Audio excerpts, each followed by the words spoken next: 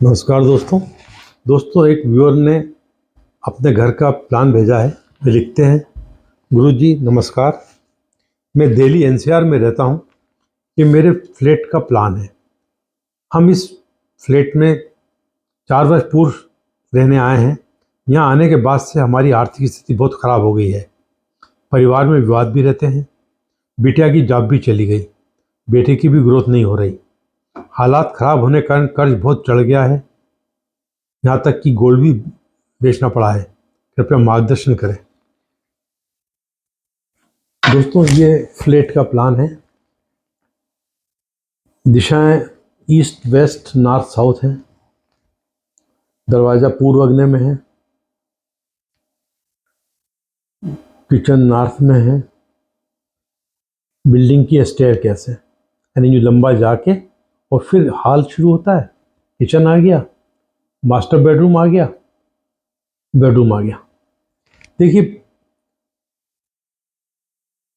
ये द्वार जो है पूर्व अग्नि का द्वार विवाद और कलह का कारण बनता। पूर्व अग्नि बढ़ गया, इस तरह बहुत ज़्यादा बढ़ गया पूर्व अग्नि, तो उसमें और बढ़ोतरी हो गई उस दोष में। तो विवाद का कारण तो ये है। दूसरा, इसका नॉर्थ ईस्ट पूरी तरह से कटा हुआ नहीं। यूँ इनका फ्लैट इतना है, यानी कि नॉर्थ ईस्ट में इतने कट है। पूर्व भी कटा हुआ है, नॉर्थ भी कटा है, तो निश्चित दोनों चीज़ कटे होने के कारण आर्थिक स्थिति खराब हो रही है। बड़े बेटे की तरक्की नहीं हो रही, उसी प्रकार घर की बिटिया की भी तरक्की नहीं हो पा रही। बिटिया की नौकरी भी इसलिए चली गई, नॉर्थ भी कटा हुआ है और कुल मिला के आर्थिक स्थिति खराब करता है, सम्मान में कमी लाता है।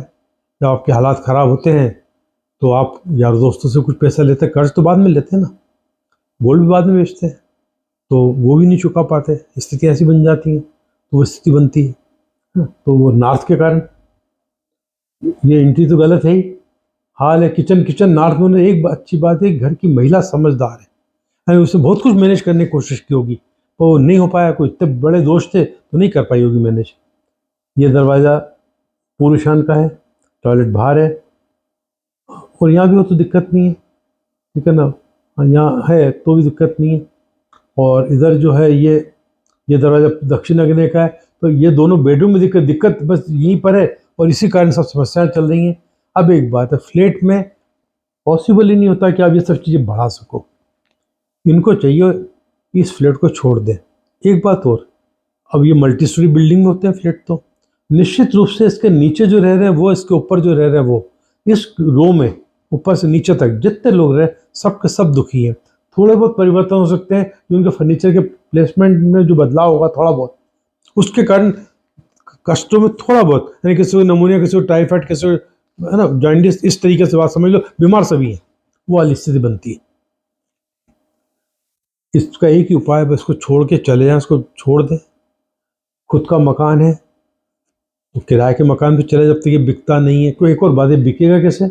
ये सस्ता बिकेगा, बाजार रेट से कम 20% कम में बेचना पड़ेगा इनको, इस समय पैसे नहीं मिलने वाले। यानी कि यदि इसकी प्रॉपर्टी कीमत आज 50 लाख है तो इनको 40 लाख से ऊपर शायद ही मिल पाए।